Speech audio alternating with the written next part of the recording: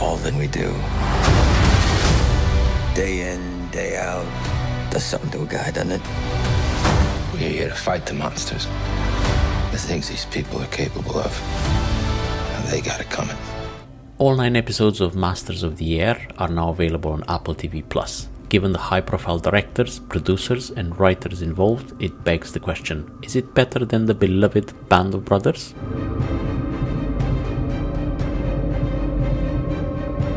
Masters of the Air seems well equipped to be as groundbreaking as Band of Brothers, with Steven Spielberg and Tom Hanks as executive producers, established actors like Austin Butler and Callum Turner in lead roles, and the Band of Brothers writer John Orloff as the creator.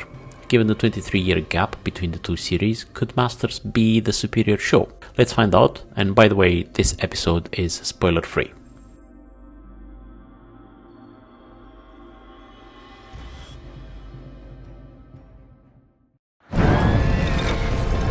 At my signal, unleash hell. It is important to recognize how much the movie-making industry has evolved since Band of Brothers debuted in 2001.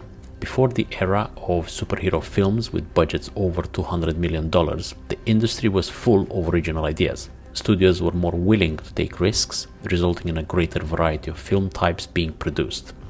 Just look at the Best Picture Oscar nominees for 2001, not one of them had a budget over $200 million. Gladiator was made for $103 million, which was a crazy exception for the time, but it was money well spent. The CGI in that film was considered groundbreaking back in 2001. By comparison, 3 years earlier, Saving Private Ryan, with all its impressive battle scenes, visual effects and thousands of extras, was made for only $70 million. Prior to Saving Private Ryan, there were very little war films as intense and huge in scope. Schindler's List was released 5 years earlier in 1993, and before that there was Oliver Stone's Platoon in 1986, and then Stanley Kubrick's Full Metal Jacket in 1987. So the audiences were ready for Saving Private Ryan and got more than expected, with a gripping story and execution that redefined war films and spawned many more films like that and video games inspired by Spielberg's masterpiece. In addition, the film was surprisingly overlooked at the Academy Awards that year, losing to Shakespeare in Love. At the writing of this episode, Saving Private Ryan still sits in the top 25 best films of all time on IMDb.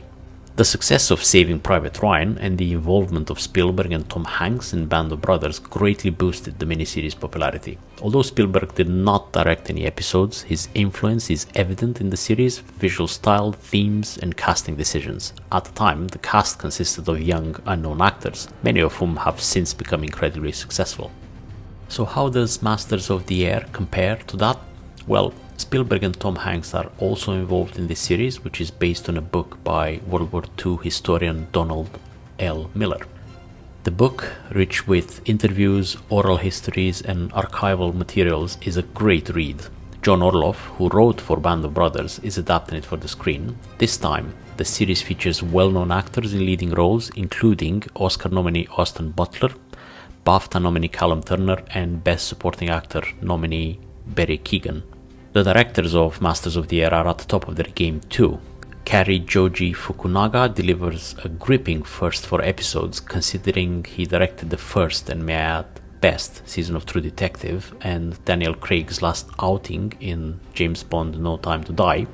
I'm guessing he knows what he's doing. He's also joined by Billions director Anna Boden and Game of Thrones director Tim Van Patten.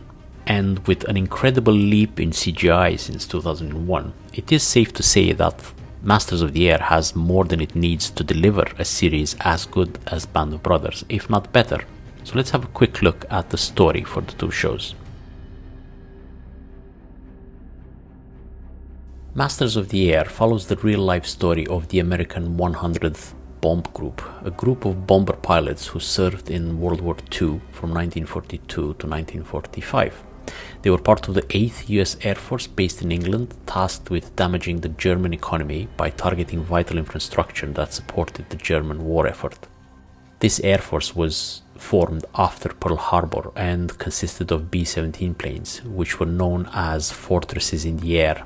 because of their notable size and ability to carry large amounts of bombs, which were used to attack enemy factories, ammunition stores, or submarine pens. The strategy of conducting these attacks during daylight was highly controversial, mainly due to the high risk involved and the frequent misses of the intended targets. Meanwhile, the relentless bombing of civilian cities by the Nazi Air Force led the British to favor nighttime bombings with much less care for what was hit. Before long, the US bomber crews faced the harsh realities of their approach. In the early missions, they flew over enemy territories without escort, resulting in heavy casualties. Only later in the war, their escort comprised of the superior Mustang P-51 fighter jets that turned the tide of the aerial war firmly in the Allies' favor. Despite many successful missions, the high number of casualties the 8th Air Force suffered earned them the grim moniker of the Bloodied 100.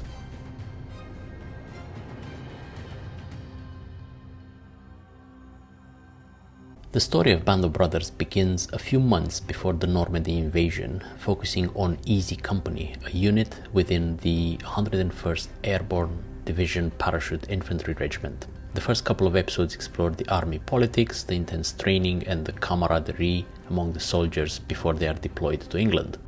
Easy Company's first mission was no small feat.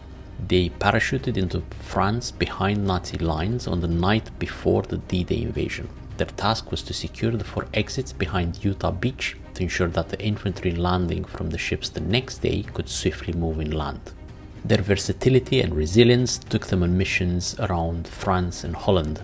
These missions included capturing a Nazi artillery battery on the coast of France, destroying highway and railway bridges, disrupting communications, setting up roadblocks, and essentially being a veritable pain in the ass to the Germans. They also participated in pivotal battles of the war. For example, Operation Market Garden in the Netherlands aimed to capture Dutch bridges over the Rhine to accelerate the advance of British armoured units. Another big clash was at the Battle of the Bulge, a fierce winter defense against the last major German counteroffensive in 1944, known as the Ardennes Offensive. During this battle, reinforced German forces attempted to break through the Allied lines, aiming to separate the US and British armies and capture the Dutch port of Antwerp.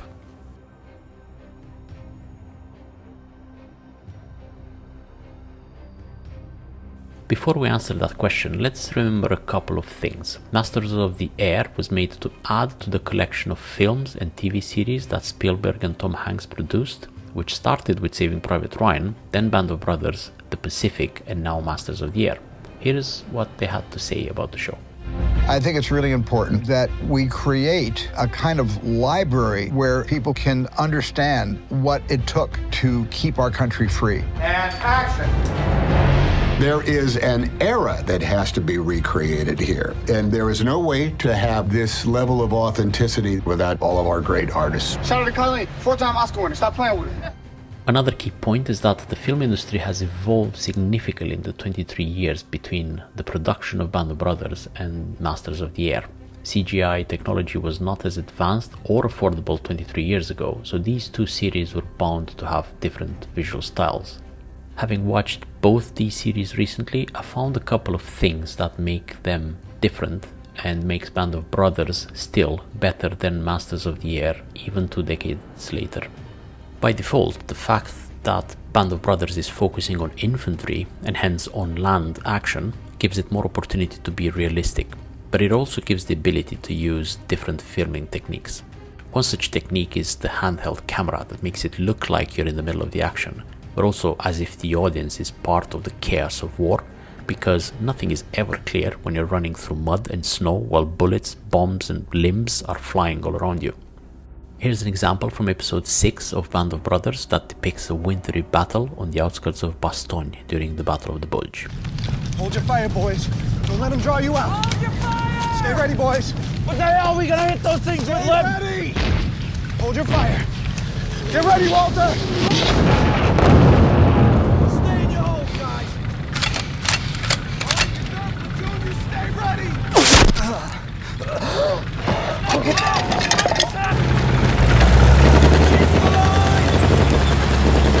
I gotta go! Machine guns, open fire!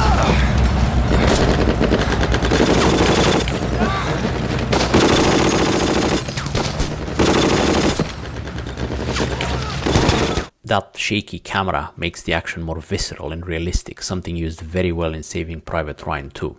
In the aerial sequences of Masters of the Air, it will be impossible and not really realistic to use handheld shaky camera angles, because in reality it was probably not the case.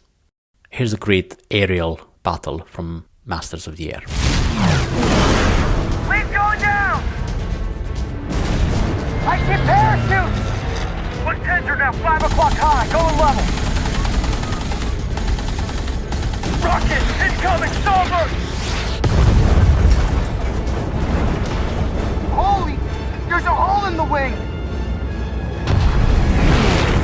His gun is blown to bits! And he shoots. Christ, he just lost the high lead and she's got a tail, ball turn, and he shoots.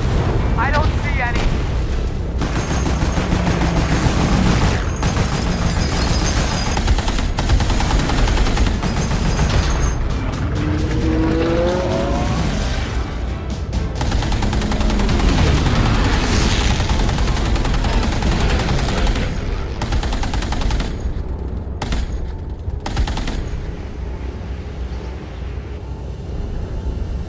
Don't get me wrong, this sequence and all the battle sequences in Masters of the Air are amazing, but the direction in Band of Brothers makes those more realistic and superior. What I would have liked to see in these battles in the air is the claustrophobic feel of being inside these huge tin cans, thousands of feet in the air with danger looming from every direction. Imagine a continuous single take shot like the car chase in Children of Men, but set inside the B-17 bomber. The camera will follow each character inside the plane as they respond to incoming attacks, with flak bombs and bullets tearing through the cockpit. It could also capture a scene where the plane is rapidly descending and the pilots and crew are getting ready to evacuate. Just like Alfonso Cuarón's car chase in Children of Men that depicts a simple chase, the one take inside the car while danger is right outside makes it even more compelling. Imagine the same inside the B-17 bomber surrounded by hundreds of enemy fighter jets. Look out! Jesus! Go, go, go. We're gonna make it. Come on, we're gonna I'm make not it. gonna make it. I'm not gonna make it.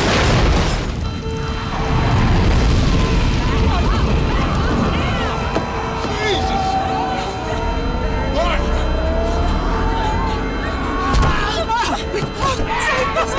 Save us! Oh, wait, run there.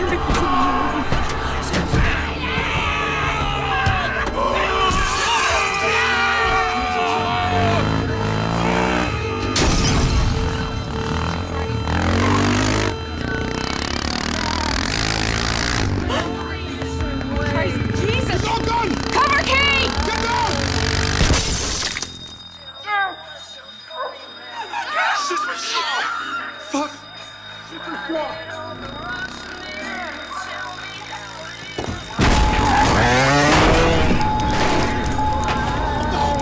How is she?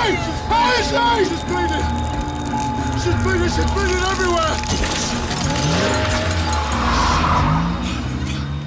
Then there's the cinematography. Have a look at these two sequences side by side, how different they look.